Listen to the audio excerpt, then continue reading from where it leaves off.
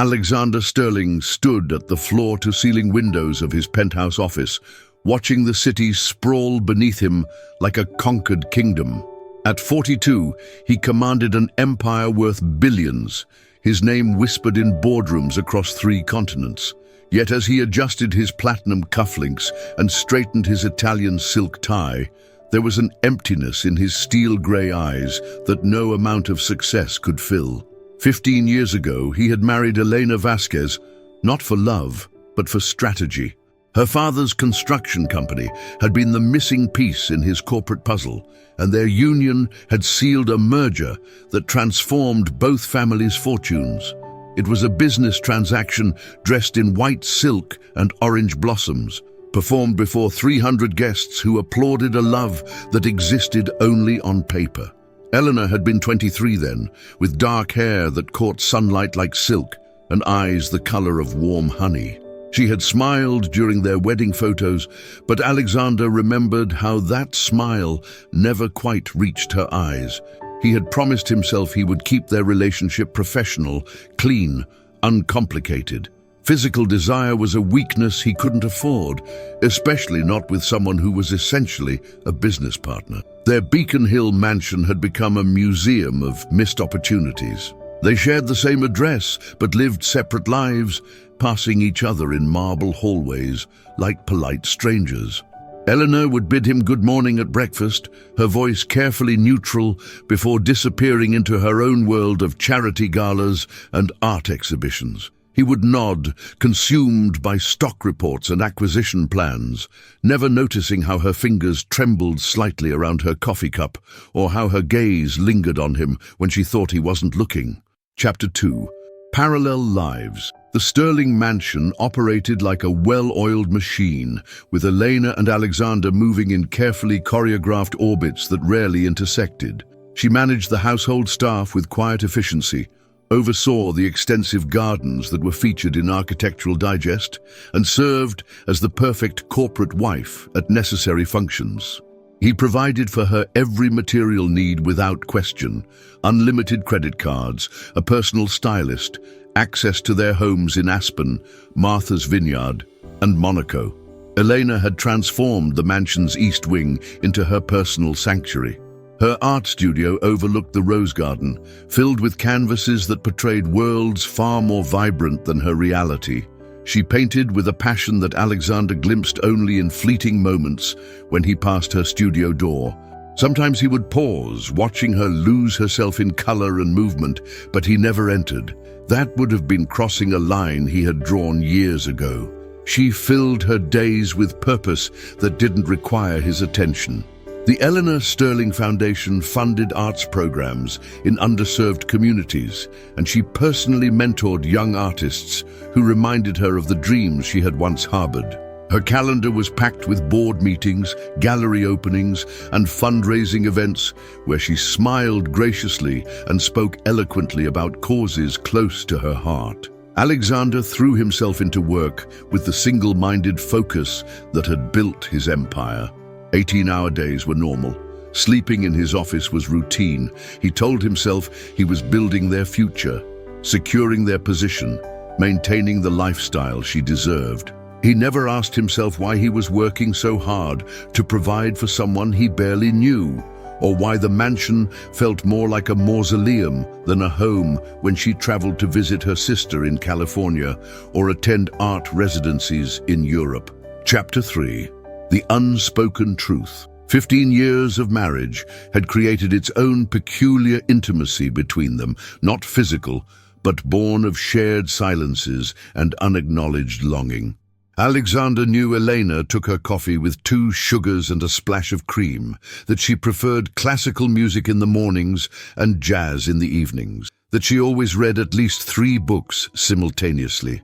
She knew he suffered from insomnia during difficult negotiations, that he unconsciously loosened his tie when deep in thought, that he had a small scar above his left eyebrow from a childhood accident he'd never explained.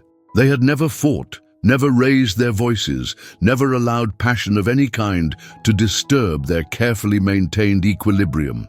Dinner parties found them playing their roles to perfection, the powerful mogul and his elegant wife, finishing each other's sentences about charitable endeavors and business ventures, while never truly communicating at all. Elena's 38th birthday had passed 3 months ago with typical ceremony. Alexander had his assistant select jewelry, a stunning diamond necklace that now hung unworn in her walk-in closet. She had thanked him with the same gracious smile she wore for photographers, then disappeared to her studio where she painted until dawn. He had found the canvas the next morning when she was at yoga, an abstract piece in deep blues and greys that somehow captured exactly how he felt but could never express. Their separate bedrooms were on opposite ends of the mansion's second floor, connected by a hallway lined with family portraits that looked more like corporate headshots. Alexander often wondered if she ever stood in that hallway, as he sometimes did in the deep hours of night, looking at those frozen moments and wondering what their life might have been if they had chosen differently at the beginning. Chapter 4. The morning everything changed. Alexander's routine was sacred and unvarying. Alarm at 5:30 a.m., black coffee, 30 minutes reviewing international markets, then breakfast at 7 sharp in the sunroom where Elena would already be seated with her yogurt and fresh fruit, usually absorbed in reading. This particular Tuesday began no differently, except for the unsettling quiet that seemed heavier than usual. The sunroom was empty. Maria, their housekeeper of 12 years, moved nervously around the breakfast table, setting only one place. Alexander checked his Rolex. 7:15 a.m. Elena was never late. Her punctuality was as reliable as sunrise, one of the many small consistencies that structured their parallel existence. "Where is Mrs. Sterling?" Alexander asked, his voice carrying the same tone he used to inquire about quarterly reports. Maria's hands shook as she poured his coffee. She is not here, Mr. Sterling. Her bed has not been slept in." The words hung in the morning air like an accusation. Alexander felt something cold settle in his chest, a sensation he hadn't experienced since closing his first major deal. He climbed the stairs to Elena's wing of the house, his Italian leather shoes echoing on marble steps he rarely traversed. Elena's bedroom was pristine, untouched. The bed still bore perfect hospital corners, throw pillows arranged with museum-like precision. Her evening gown from the charity gala they had attended the night before was hung carefully in her closet. Her jewelry returned to its designated places. Everything appeared normal except for the crushing absence of her presence. Alexander found himself standing in her art studio, surrounded by canvases that revealed more about his wife's inner life than 15 years of conversation ever had. The paintings were windows into a soul he had never attempted to know, filled with longing, beauty, and a sadness that made his throat tighten with recognition. Chapter 5. The search begins. Within 6 hours of discovering Elena's disappearance, Alexander had mobilized resources that would have impressed heads of state. Private investigators, security firms, and technology specialists descended upon the Sterling mansion like a corporate task force. He sat in his home office, transformed overnight into a command center, making calls with the same ruthless efficiency he brought to hostile takeovers. "Check all airports, train stations, car rental agencies." He barked into his phone, pacing behind his mahogany desk. "I want credit card activity, cell phone pings, anything that shows movement. She's my wife. I don't care what privacy laws you think apply." His head of security, Marcus Webb, a former FBI agent who had worked for the Sterling family for 8 years, spread photographs of Elena across the conference table. In each image, she looked beautiful, elegant, and somehow untouchable. Exactly as Alexander had always seen her, exactly as he had always kept her. "Mr. Sterling," Marcus said carefully, "I need to ask some questions that might be uncomfortable." Alexander stopped pacing. "Ask them." "Tycoon, was your wife experiencing any emotional distress, financial problems? Was there any indication she might want to leave?" The questions hit Alexander like physical blows because he realized, with crystalline clarity, that he didn't know the answers. He couldn't remember the last time he had asked Elena how she felt about anything more significant than dinner plans or vacation destinations. He had no idea if she was happy, sad, fulfilled, or desperately lonely. He had lived with her for 15 years and knew less about her emotional state than he knew about his competitors' quarterly projections. "Check with her sister in Los Angeles," he said instead of answering. "Call her art instructor. Contact the foundation office." He was delegating as always, but this time the stakes felt infinitely higher than any business deal he had ever negotiated. Chapter 6. Clues in the Silence. The investigation revealed the meticulous care with which Elena had vanished. Her passport was missing, along with a single suitcase and basic toiletries. She had withdrawn $10,000 in cash over the past month in small amounts that wouldn't trigger automatic notifications. Most telling of all, she had transferred $2 million from their joint account to her personal account 3 days before disappearing, money that represented her share of her father's business that had been folded into Alexander's empire years ago. Alexander sat in her studio at midnight, surrounded by her paintings and the lingering scent of her perfume, something light and floral that he realized he would recognize anywhere despite never consciously noticing it before. Her easel held a canvas he had never seen, a painting of a solitary figure standing at the edge of what might have been a cliff or a new horizon. The brushwork was bold, decisive, unlike her usual delicate style. Marcus had interviewed the household staff, Elena's personal trainer, her hairstylist, even the barista at the coffee shop she frequented.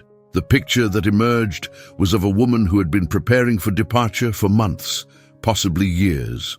She had gradually withdrawn from social commitments, declined invitations to events that required Alexander's presence, and spent increasing amounts of time alone or traveling. She seemed sad, Maria had told Marcus. For many months, very sad. She would sit in the garden sometimes and just stare at nothing. I asked her once if she was okay, and she smiled, but it was not a happy smile. She said she was thinking about what comes next. Alexander found Elena's journal hidden in a drawer of her desk, not hidden from him, he realized, but simply placed somewhere he would never think to look, because he had never invaded her privacy, never shown enough interest in her inner life to be curious about her thoughts. The entries revealed a woman who had spent years hoping for connection, understanding, maybe even love from the man she had married. Chapter 7. Reading Between the Lines. Elena's journal was a roadmap of hope, gradually transforming into resignation. The early entries, written in the first years of their marriage, spoke of patience and optimism. She had believed that time would bridge the distance between them, that Alexander's reserve would eventually thaw, that their arrangement might evolve into something deeper. "He works so hard," she had written 5 years into their marriage. "I see the stress he carries, the weight of responsibility. I wish he would let me help, let me be more than just another obligation to manage. Sometimes I catch him looking at me across the dinner table, and for just a moment, I think I see something warmer in his eyes. Then he looks away, and the moment is gone." Alexander read with growing anguish as the entries evolved from hopeful to melancholic to finally heartbreakingly practical. Elena had begun to see herself as he had unconsciously trained her to see herself, as a beautiful accessory to his life rather than a partner in it. She documented their interactions with the observational skills of an anthropologist studying a foreign culture, noting his habits, his preferences, his careful maintenance of distance. "I realize today that Alex knows my dress size, but has never seen me in anything but evening wear," she had written 18 months ago. "He can predict my responses to social questions, but has never asked what I dream about. We are married to the idea of each other, not to each other. I am 37 years old, and I feel like I am disappearing a little more each day." The final entries were the most devastating because they revealed Elena's decision to leave not in anger, but in a kind of gentle grief for what had never been allowed to exist between them. She wrote about wanting to find herself again, to remember who she had been before she became Alexander Sterling's perfect wife. She wanted to paint with complete freedom, to travel without schedules, to maybe someday experience the kind of love that transformed rather than merely sustained. Chapter 8. The corporate magnate crumbles.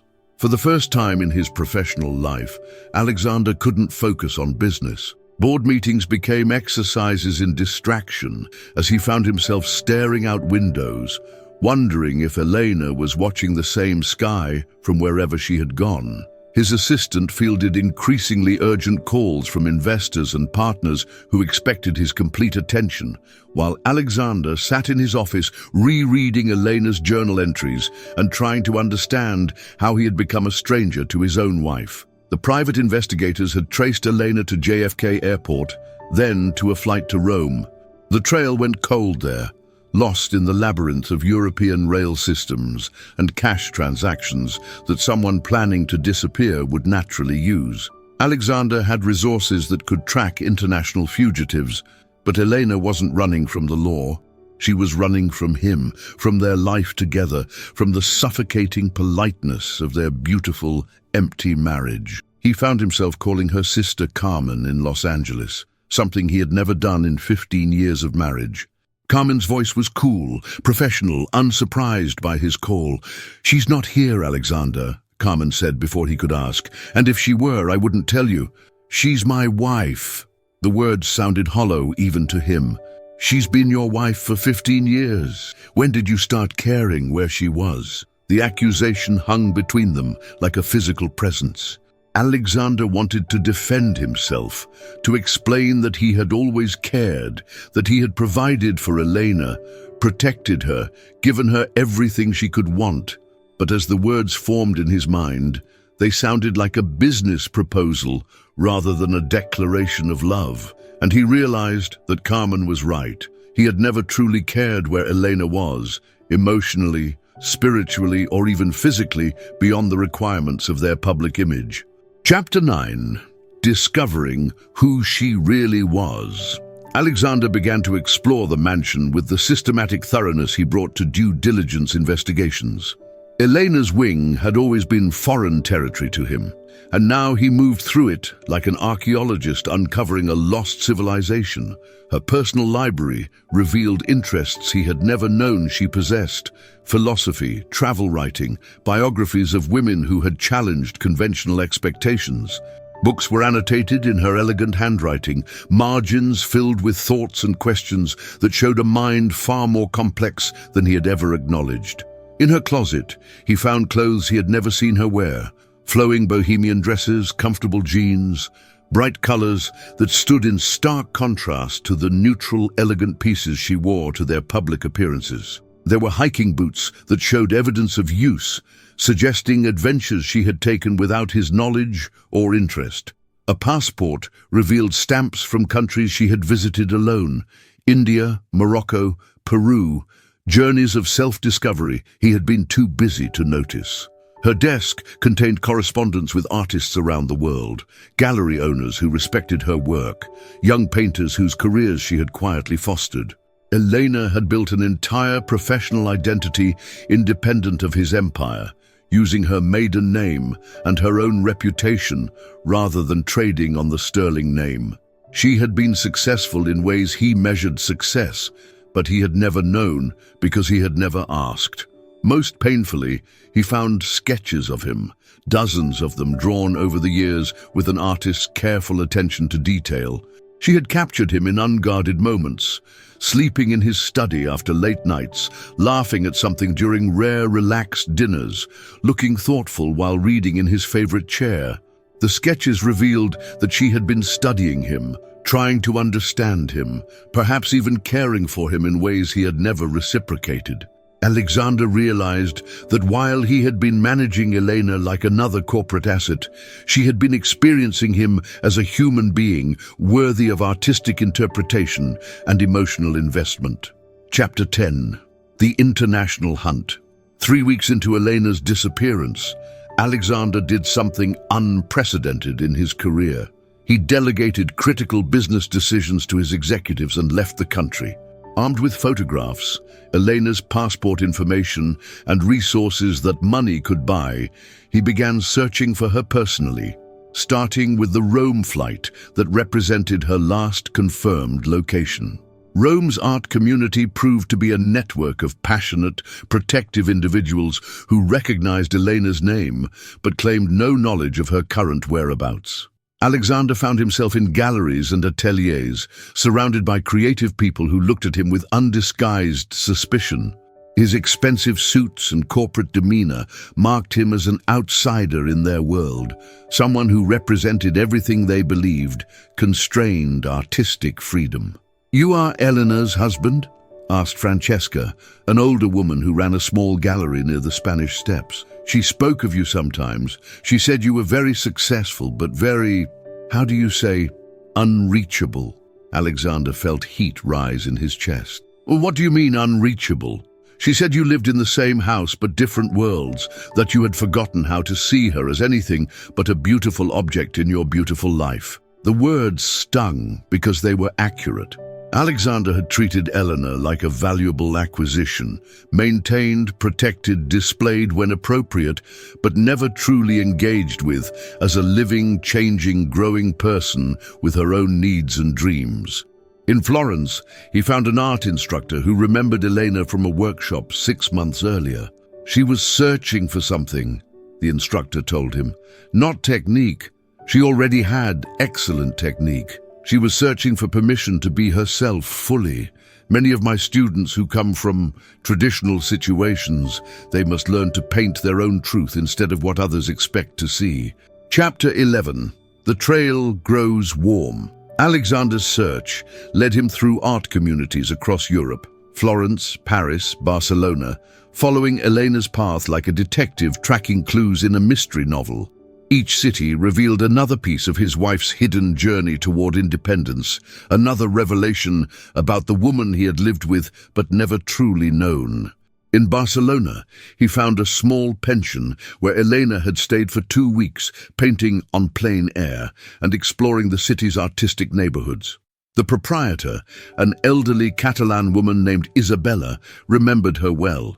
She was healing, Isabella told Alexander in careful English. Sometimes people come here broken and they leave. How do you say, more whole? Your wife, she was not broken, but she was empty, like a beautiful frame with no painting inside. She left with something in her eyes that was not there when she arrived. Alexander realized that Elena had been conducting her own investigation, not into his whereabouts, but into her own identity. She had been methodically rediscovering who she was beneath 15 years of being Alexander Sterling's wife. The thought both impressed and terrified him. In a small gallery in Barcelona's Gothic quarter, Alexander found paintings that made his breath catch. Elena's work, displayed under her maiden name, Elena Vasquez. The pieces were bold, emotionally raw, completely different from the controlled, beautiful work she had done in her home studio. These paintings spoke of liberation, of pain transformed into beauty, of a woman claiming her own voice after years of careful silence. The gallery owner confirmed that Elena had been there recently, arranging for a show of her work. "She is very talented," he said, "and very determined. She said she was finally ready to show the world who she really is, not who she thought she should be." Alexander bought every painting in Elena's collection, not to own them, but because he needed to understand the woman who had created them. Chapter 12. The Confrontation. Alexander's investigation finally led him to a small coastal town in Spain, where Elena had rented a studio apartment overlooking the Mediterranean.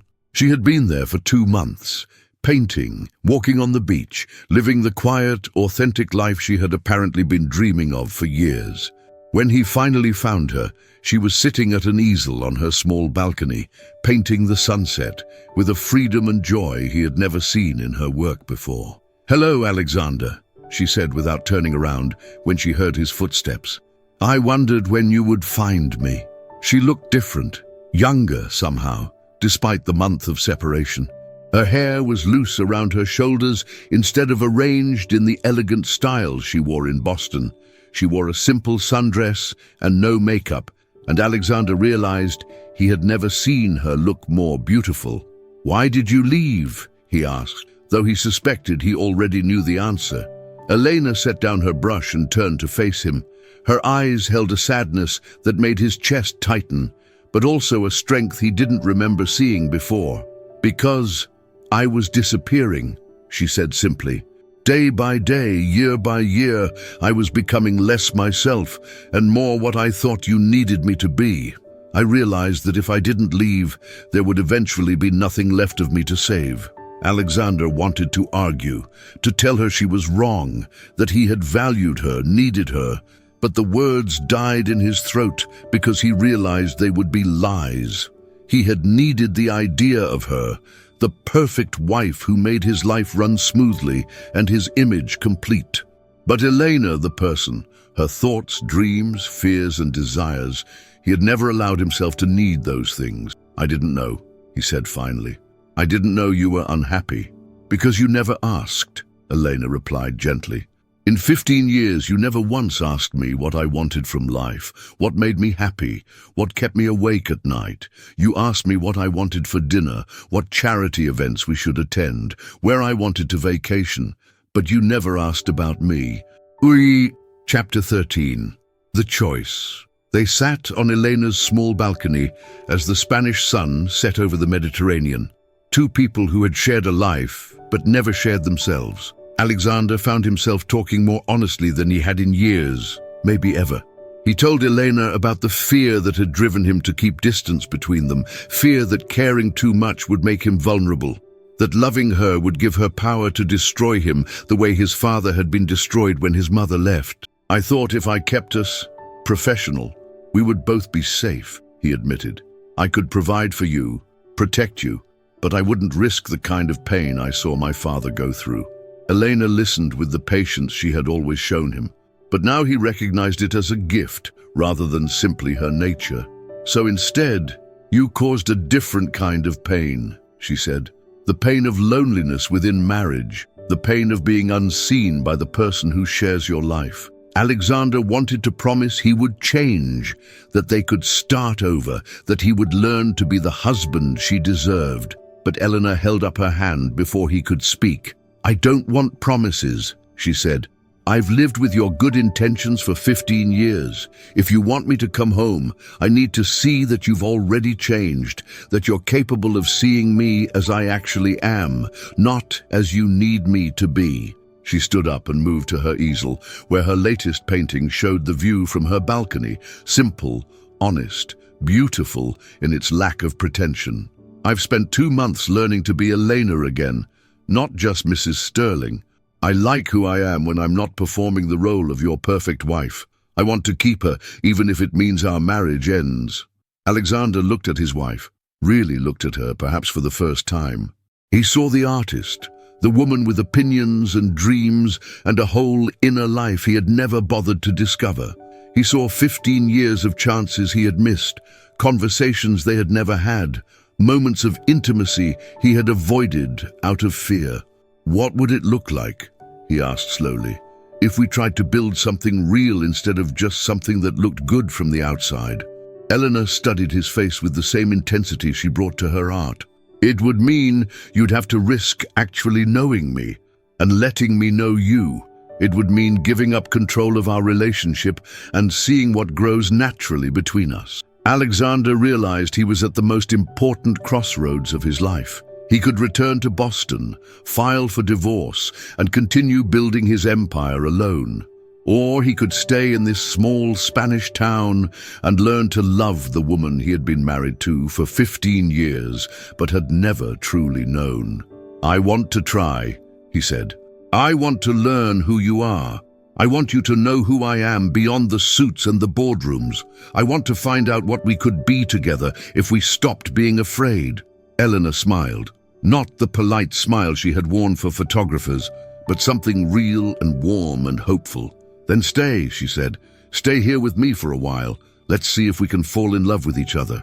Alexander Sterling, who had never taken a vacation longer than a long weekend, who had never put personal happiness before business success, made the most important decision of his life. He pulled out his phone and called his assistant. "Cancel everything for the next month," he said, watching Elena set up a new canvas. "I'm exactly where I need to be." As the stars appeared over the Mediterranean, Alexander and Elena talked until dawn, really talked for the first time in their marriage. They had 15 years of getting to know each other to catch up on, and for the first time in either of their lives, time felt more valuable than money. Thank you so much for listening to our story of Alexander and Elena Sterling. Their journey reminds us that it's never too late to truly see and be seen by the people we love. Sometimes the greatest adventures begin not with grand gestures, but with the simple courage to be vulnerable with another person. If you enjoyed this tale of second chances and discovered love, please subscribe to our channel and let us know in the comments what story you'd like to hear next. Until then, remember that the most valuable thing you can give someone isn't your success or your possessions. It's your genuine attention and your authentic self.